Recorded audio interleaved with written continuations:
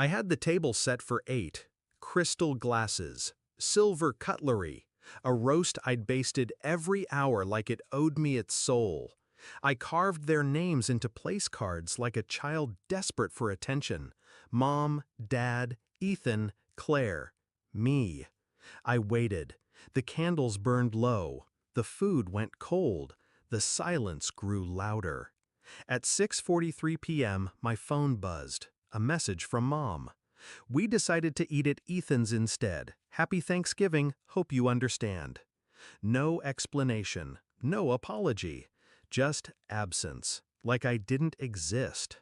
I sat there, alone, staring at their untouched plates, the hollow weight of it all pressing against my chest.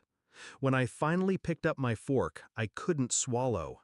Every bite tasted like shame, humiliation, years of pretending I wasn't invisible. That's when I heard the door creak open. I turned, expecting echoes or pity, but it was Grandpa. He looked around the room, at the cold dishes, the empty chairs, and finally at me.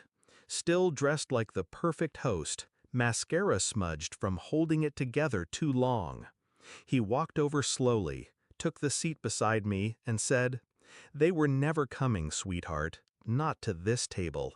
Not for you." I blinked. What?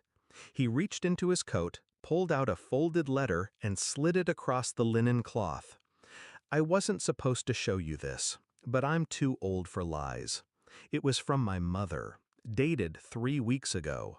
Dad, please make sure Thanksgiving plans are at Ethan's. It's more convenient, and it's better if my name celebrates on her own. She makes things tense. I read it 3 times. Tense? I wasn't dramatic, I wasn't demanding.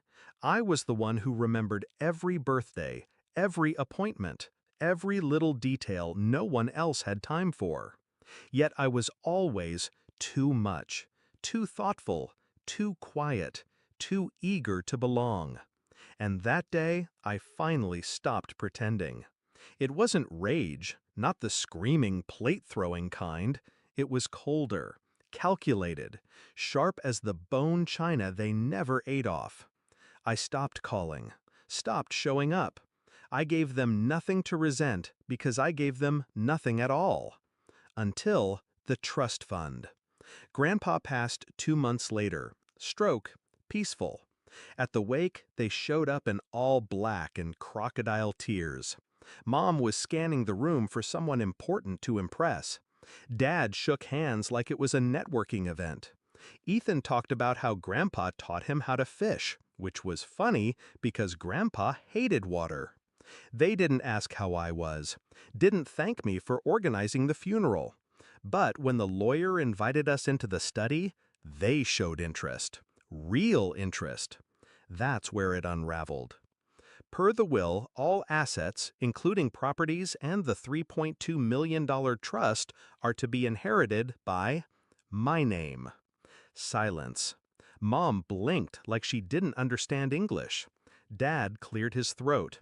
Ethan laughed, actually laughed, then said, "That can't be right." The lawyer calmly slid over a notarized document. Grandpa's handwriting was clear. To the only person who ever sat with me when no one else would.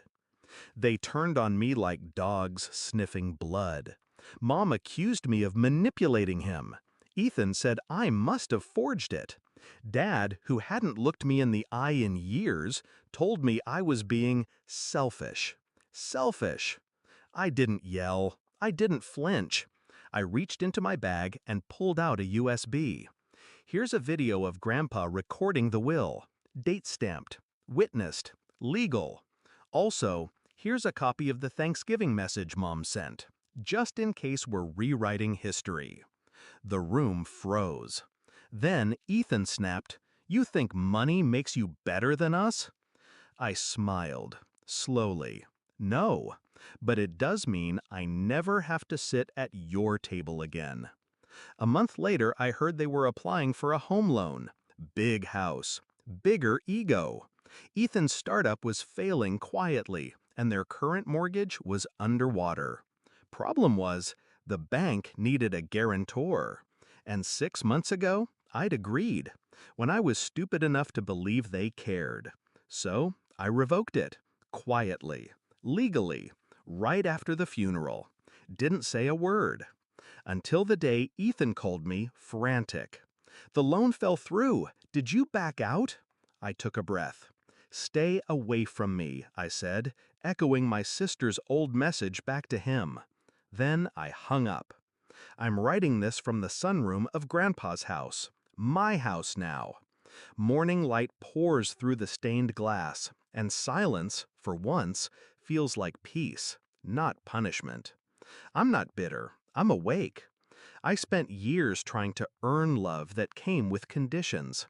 Years trying to pull up a chair to a table where I was always an afterthought. But Grandpa, he built me a new table. And I sit at the head of it, alone, maybe, but never begging again. They feasted on comfort. I learned how to survive on truth. And in the end, that's what they choked on. End.